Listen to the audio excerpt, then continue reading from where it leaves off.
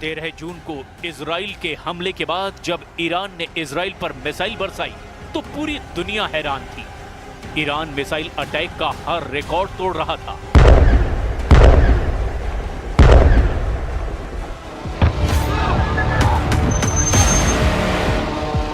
क्या तेल अवीव, क्या हाइफा और क्या इजराइल का डिफेंस सिस्टम, ईरान की मिसाइलों ने इजराइल के हर कवच को भेदा और बता दिया कि जब उसकी मिसाइल फायर होती है तो उन्हें रोकना ना इजराइल के बस की बात है और ना ही अमेरिका के।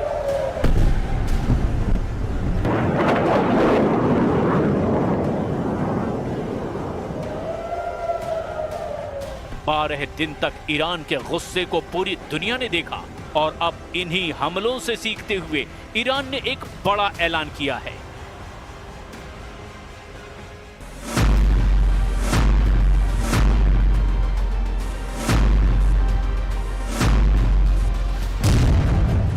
ईरान के रक्षा मंत्री ने कहा कि 12 दिन के युद्ध के बाद ईरान अब डबल ताकत के साथ युद्ध लड़ने के लिए तैयार है। अजीज नासिर जादेह के मुताबिक ईरान की मिसाइल पावर 2 गुना बढ़ा दी गई है। ईरान को लेकर बड़ी खबर इजराइल के मीडिया में भी छप रही है। खबर यह है कि ईरान ने अब दूसरे देशों में हथियार की फैक्ट्री बनानी शुरू कर दी है। हालांकि किस देश में, इसका जिक्र नहीं किया गया।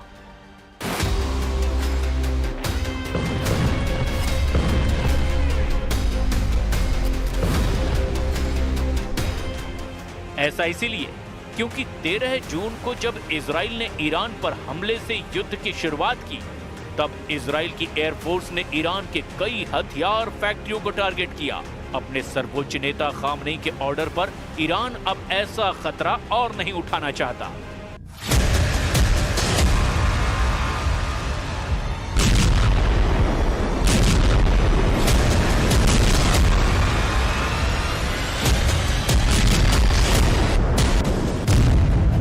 सवाल ये उठ रहा है कि अगस्त के आखिर या फिर सितंबर की शुरुआत में ईरान इजराइल की टक्कर फिर शुरू हो सकती है।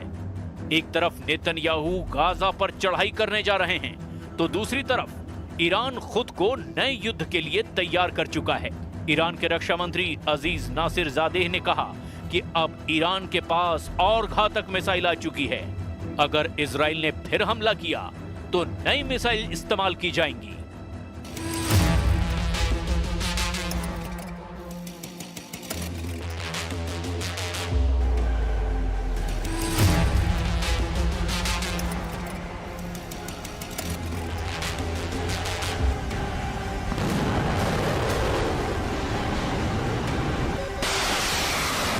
ईरान की असली ताकत उसकी मिसाइल है और इजराइल पर हुए हमलों की कामयाबी को देखते हुए ईरान का फोकस अब मिसाइल उत्पादन पर है।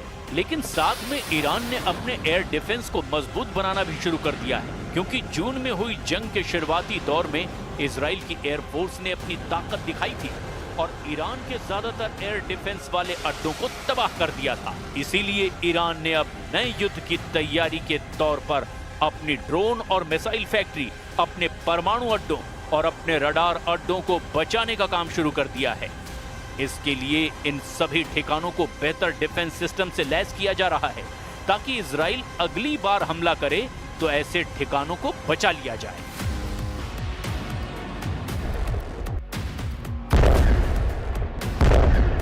अमेरिका और इजराइल ने स्टेल्थ विमानों का इस्तेमाल करके ईरान के कई ठिकानों को तबाह करने का दावा किया था। इसमें ईरान का फोर्दो परमाणु अड्डा भी था, लेकिन अब अमेरिका के दावे को एक जनरल ने पलीता लगा दिया है। अमेरिका ने DIA यानी डिफेंस इंटेलिजेंस एजेंसी के प्रमुख लेफ्टिनेंट जनरल जेफ्री क्रूज को बर्खास्त कर दिया है। जनरल क्रूज ने अपनी रिपोर्ट में दावा किया था कि अमेरिका के हमलों से ईरान का परमाणु कार्यक्रम पूरी तरह तबाह नहीं हुआ है। जनरल क्रूज के अलावा navy reserve chief vice admiral Nancy Lacore ने नेवी सील के प्रमुख रियर एडमिरल मिल्टन सेकंड्स को भी पद से हटा दिया है। ये खबर इस वक्त अमेरिका के हर बड़े अखबार और मीडिया में हेडलाइन बन चुकी है। ट्रंप प्रशासन ने जिस तरह इन अफसरों को पद से हटाया उसकी खूब आलोचना हो रही है, क्योंकि इन्होंने वैसे रिपोर्ट नहीं दी जैसे कि ट्रंप ने ईरान के परमाणु अड्डों पर बमबारी करने को लेकर दावा किया था। ट्रंप की सरकार में उन्हीं की खुफिया एजेंसी अगर ये दावा कर रही है कि ईरान का कुछ नहीं बिगड़ा, तो इससे एक बात साबित होती है, और वो ये कि न सिर्फ इजराइल बल्कि अमेरिका के पास भी ईरान के परमाणु कार्यक्रम को 100% खत्म करने की ताकत नहीं है। भले ही ट्रंप ने B-2 विमानों का इस्तेमाल किया, भले ही उसने दुनिया का सबसे बड़ा बंकर बस्टर बम गिराया, लेकिन जब खुफिया एजेंसी की रिपोर्ट कह रही है कि ईरान को बहुत ज्यादा नुकसान नहीं हुआ, तो अब आगे क्या होने वाला है? इजराइल पर ईरान के मिसाइल अटैक को रोकने में अमेरिका पहले ही अपने हाथ जला चुका है।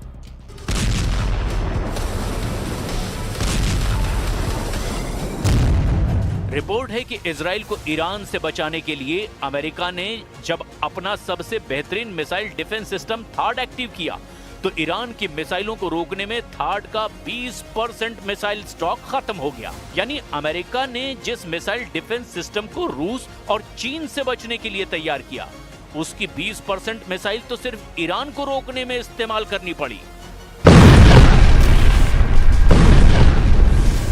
नेतन्याहू की दरख्वास्त पर डोनाल्ड ट्रंप ने एक नहीं बल्कि दो थाड मिसाइल डिफेंस सिस्टम इजराइल में तैनात किए, और इनका इस्तेमाल उन 12 दिनों में जमकर हुआ जब ईरान और इजराइल के युद्ध को दुनिया ने तीसरे विश्व युद्ध की शुरुआत के तौर पर महसूस किया। थाड यानी terminal high altitude area defence, ये मिसाइल इंटरसेप्टर यानी मिसाइल रोकने वाला डिफेंस सिस्टम अमेरिका की कंपनी लॉकहीड मार्टिन ने बनाया है।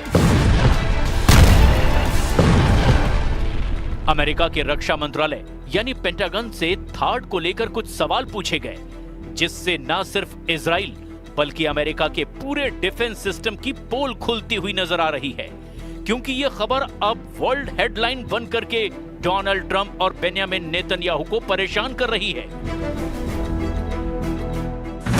हर जगह छप चुका है कि ईरान की आधुनिक बैलिस्टिक मिसाइलों को रोकने में अमेरिका के थाड सिस्टम को बड़ा झटका लगा है। सिर्फ 12 दिनों में उसका 20% स्टॉक खत्म हो गया है। अब अमेरिका को अपना स्टॉक भरने में 8 साल का वक्त लग सकता है। थाड के इस मिसाइल इंटरसेप्टर की कीमत 106 करोड़ रुपए बताई जाती है। 2024 में अमेरिकी सेना को सिर्फ 11 थाड इंटरसेप्टर मिले थे।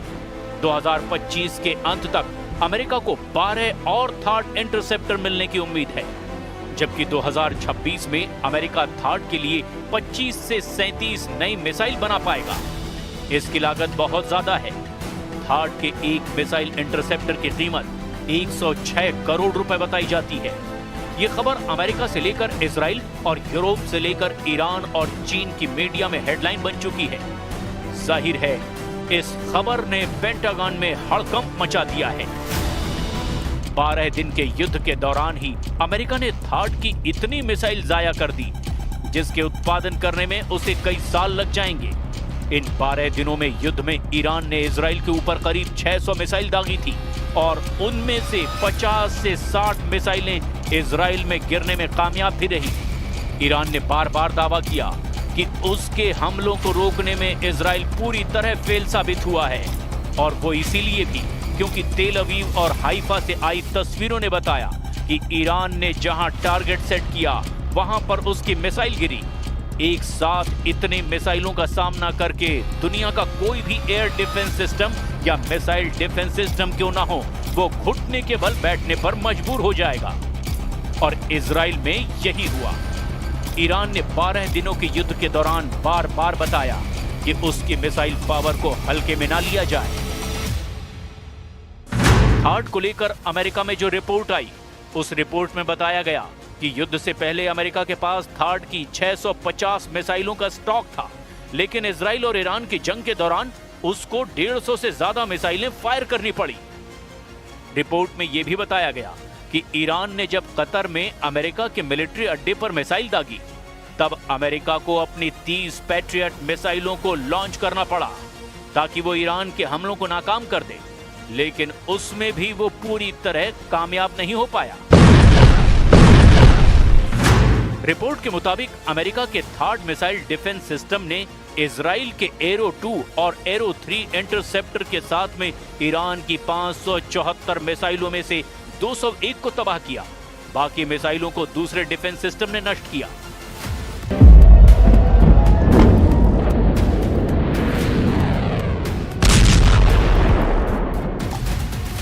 ईरान की मिसाइल पूरी तरह फेल नहीं हुई, इसकी गवाही तो तेल अवीव और हाइफा में हुई तबाही भी दे रहे हैं। इसीलिए ये कहा जा रहा है कि थार्ड या एरो पूरी तरह कामयाब रहे। ये सरासर गलत है, क्योंकि तेल अवीव के बीचों बीच ईरान की मिसाइल गिरी है, जबकि ईरान का दावा है कि उसने इजराइल के सीक्रेट अड्डे नेवातीम एयरबेस को भी टारगेट बनाया। यहां पहले से ही थार्ड मिसाइल डिफेंस सिस्टम तैनात था।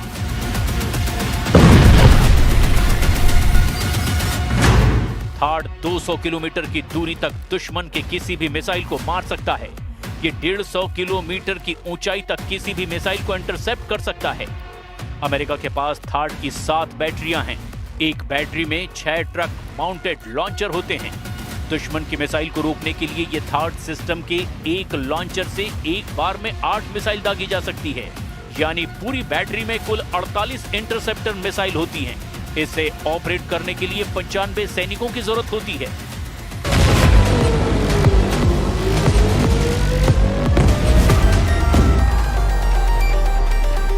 इजराइल में ऐसे 2-2 सिस्टम तैनात रहे, लेकिन क्या ये काफी साबित हुए? बिल्कुल नहीं।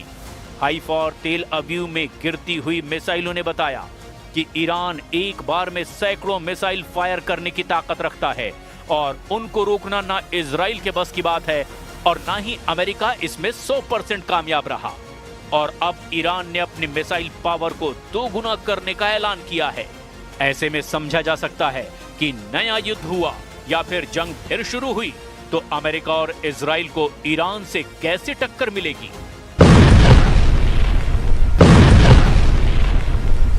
गाजा में अपने 60,000 सैनिकों को लेकर आगे बढ़ रहे नेतन्याहू को अब ईरान से नई चुनौती मिलती नजर आ रही है।